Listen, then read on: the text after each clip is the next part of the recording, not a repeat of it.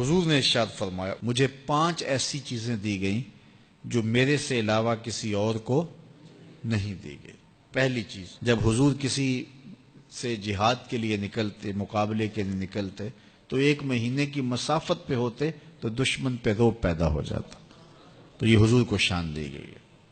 دوسری چیز، میرے لیے پوری روئے زمین مسجد بنائی گئی ہے اور پاک کرنے والی بنائی گئی ہے۔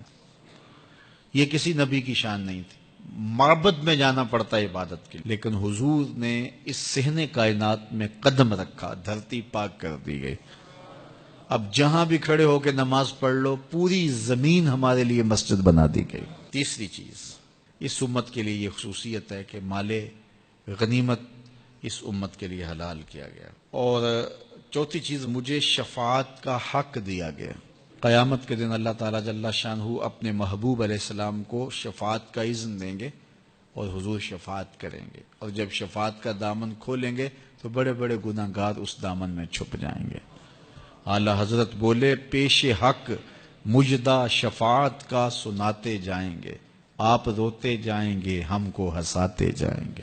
وسعتیں دی ہیں خدا نے دامن محبوب کو، جرم کھلتے جائیں گے اور وہ چھپاتے جائیں گے۔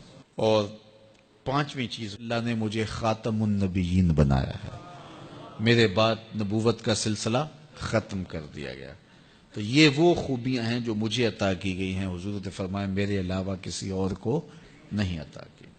فرمایا کہ میں اللہ کے ہاں خاتم النبیین لکھا ہوا ہوں، رب نے لکھا ہوا ہے کہ میں آخری نبی ہوں، میں خاتم النبیین ہوں۔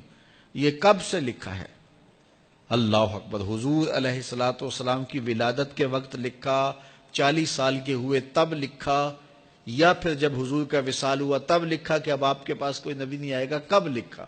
جب آدم علیہ الصلوۃ والسلام کا خمیر تیار کیا جا رہا تھا، ان کے لیے مٹی گوندی جا رہی تھی، میں اس وقت سے پہلے بھی خاتم النبیین لکھا ہوا۔ فرمایا میں پہلی باتیں تم کو سناؤں، دعوت ابراہیم، میں ابراہیم کی دعا ہوں اور حضرت عیسیٰ کی بشارت ہوں۔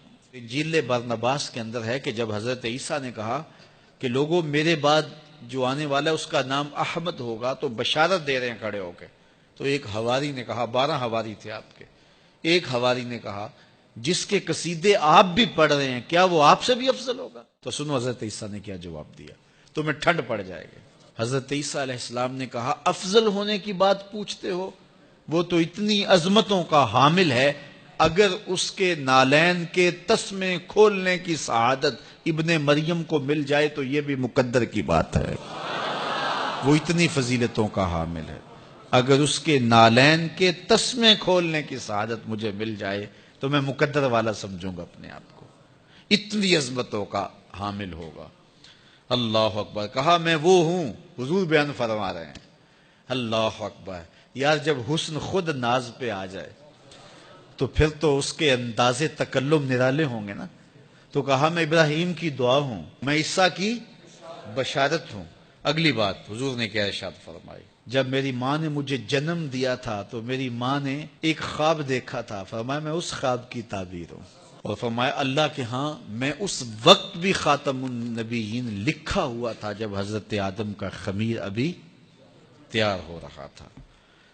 تو سب سے پہلے حضور ہیں، آئے سب سے آخر میں ہیں، یعنی حضور تخلیق میں اول ہیں، ظہور میں آخر ہیں۔ اور میاں صاحب بولے نور محمد اس ویلیدہ آدم اجے نہ ہویا، نور محمد اس ویلیدہ آدم اجے نہ ہویا، اول آخر دوویں پاسے اوہو مل کھلویا، اول آخر دوویں پاسے اوہو مل کھلویا۔ اور اقبال کہتا ہے نگاہ عشق و مستی میں وہی اول وہی آخر، وہی قرآن وہی فرقان وہی یاسین وہی طٰہٰ، تو اول بھی وہ ہیں آخر بھی، تو اصل وجود آمدی از نخست، اول آخر دوویں پاسے اوہو مل کھلویا۔